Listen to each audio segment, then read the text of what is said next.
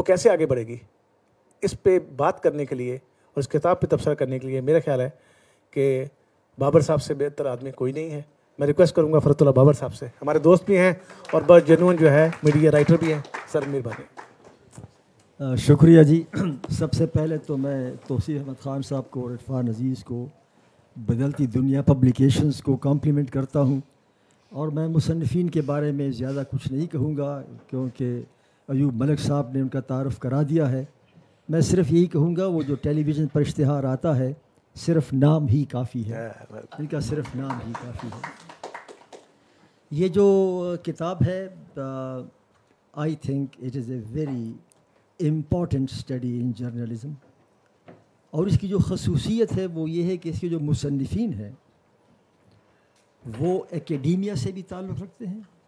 They are in the ایکیڈیمک journalist ایکیڈیمکس, اور practical journalism سے بھی ہے. ہم نے بڑی کتابیں دیکھی ہیں جو ورکنگ جرنلسٹ نے لکھی ہیں, اور ایسی کتابیں بھی دیکھی ہیں جو ایکیڈیمکس نے لکھی ہیں, لیکن ایسی کتابیں بڑی کم ملیں گی جو ایکیڈیمکس بھی ہوں اور پریکٹیکل بھی ہوں.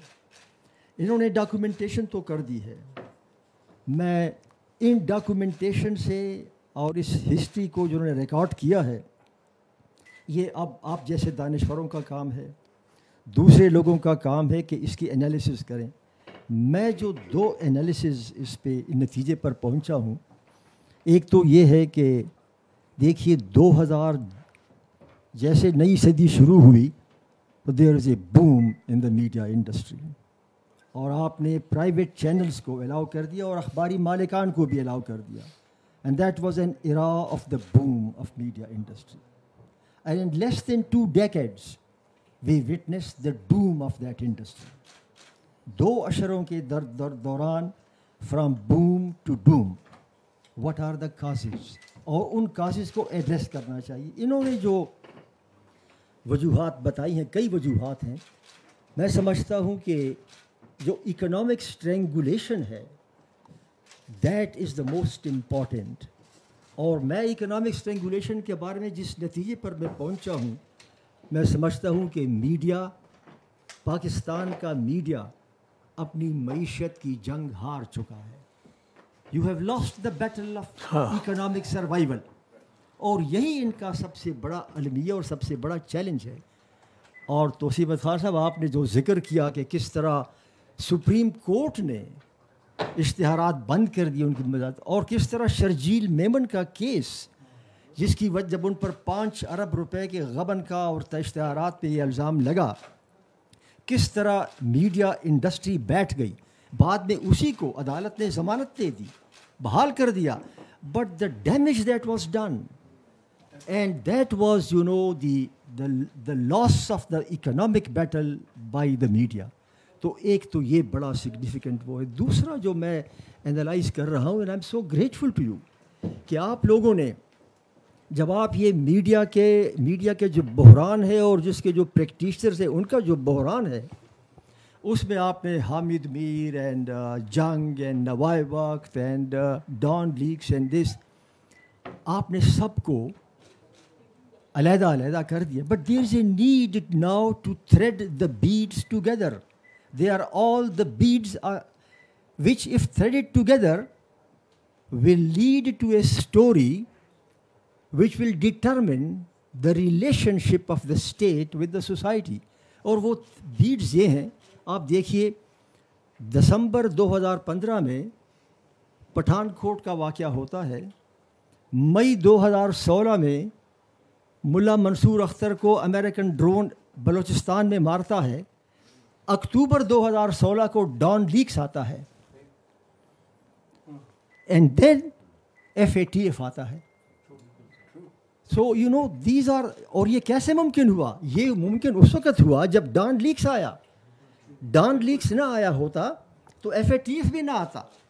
اور ڈان لیکس سے پہلے ملا منصور اختر سے پہلے پٹھان کوٹ, اور جو ڈان لیکس کی سٹوری ہے وہ یہی ہے کہ سول انتظامیہ نے کہا ہے کہ put your own house in order. If you don't put your own house in order face international isolation, جس کو سیکیورٹی کے اداروں نے کہا کہ یہ ملک سے غداری ہے. تو میں سمجھتا ہوں کہ اس میڈیا کی جد و جہد میں یہ جو سیمینل واقعہ ہے، دس از سیمینل، دا ڈان لیکس، اور اس طرح کہ اگر آپ انالائز کریں تو میں سمجھتا ہوں کہ دیکھیے آپ کے بڑے مسائل ہیں میڈیا کے، صرف یہ نہیں ہے، آپ نے آفتاب عالم نے اسٹڈی کی ہے اور عدنان رحمت نے، کہ کیسے میڈیا مالکان بذات خود they are a threat to the media freedom. آپ کے جو میڈیا کے جو اپنے جو یونینز ہیں، خود ان کے اندر جو بد اتفاقی ہے وہ بھی ہے اپنی جگہ پر، لیکن دراصل جس طرح حارث خلیق نے کہا، یہ جنگ صرف میڈیا کی نہیں ہے، یہ جنگ جو ہے یہ ریاست اور ہر اس ادارہ، ہر اس انسٹیٹیوشن، ہر اس شخص، فرد واحد جو عوام کے شعور کو بیدار کرتا ہے، تو ریاست اور عوام کے شعور کے درمیان جنگ ہے. یہ there is a continuous fight that is going on. اور یہ جنگ جو ہے یہ میڈیا اکیلا نہیں جیت سکتا. No matter how powerful you are and how strong you are, you have to co-opt with you. آپ کو trade labour union, civil society, human rights organisation, یہ جنگ کوئی ایک سول سوسائٹی کا طبقہ اپنے طور پہ نہیں جیت سکتا. You all have to work together. اور میں آپ کو بتاؤں کہ آپ نے کس حد تک ذکر کیا ہے فیک نیوز کا. اب آپ کے اوپر ایک اور حملہ ہو رہا ہے 5G وار کا، اور آپ پر الزام لگتا ہے کہ یہ فیک نیوز ہے. اس کتاب میں ذکر ہونا چاہیے کہ فیک نیوز کا خالق دراصل ریاست خود ہے. اور مجھے یاد ہے میں ایوان صدر میں تھا، آپ کو یاد ہوگا ویکی لیکس چلا تھا، اور پھر پاکستانی اخبارات میں اداریے بھی آ گئے. ویکی لیکس کی بنیاد پر ایک سٹوری آئی، اور اس سٹوری میں آپ کے ISI کے DG کی تعریف کی گئی، اس سٹوری میں آپ کے آرمی چیف کی تعریف کی گئی، اس سٹوری میں انڈیا کے جرنیلوں کا بھد اڑایا گیا، اور اخبارات نے ایڈیٹوریل لکھے، خبریں آئی. اور پھر توصیف احمد خان صاحب، پھر کیا ہوا؟ پھر گارجین اخبار نے ریسرچ کی اور کہا کہ یہ وکی لیکس نے یہ سٹوری دی ہی نہیں ہے. who were behind that fake news? Who were behind not the media, the state was behind the fake news. اور جب یہ فیک نیوز چلی کہ جانے کی باتیں جانے دو، اس کے پیچھے کون تھا؟ ریاست ہی تھی. جب یہ خبر چلی کہ فلاں نے اپنا ایک کنال پلاٹ جو ہے وہ شہداء فنڈ میں دے دیا، اور یہ خبر دب گئی کہ اس کو 90 ایکڑ زمین ملی، یہ فیک نیوز کس نے دی؟ یہ اخباروں نے تو نہیں دی. سو فیک نیوز پر آپ کا ایک علیحدہ ہونا چاہیے، ایک ریسرچ ہونی چاہیے، تاکہ جو 5G وار اور فیک نیوز کا چل رہا ہے اس کا سدباب ہو سکے، ورنہ یہ تلوار آپ کے سر پہ لٹکتی رہے گی. فائنلی ٹائم بڑا تھوڑا ہے، فائنلی میں یہ کہوں گا کہ دیکھیے آپ کو جو خطرات ہیں صحافیوں کو، ان کی نوعیت اب بدل گئی ہے، معاشی بھی تھی. اب آپ کا جو حریف ہے پہلے نظر آتا تھا وہ سینسرشپ، ناؤ the حریف is according to the Supreme Court, not according to me, the nebulous tactics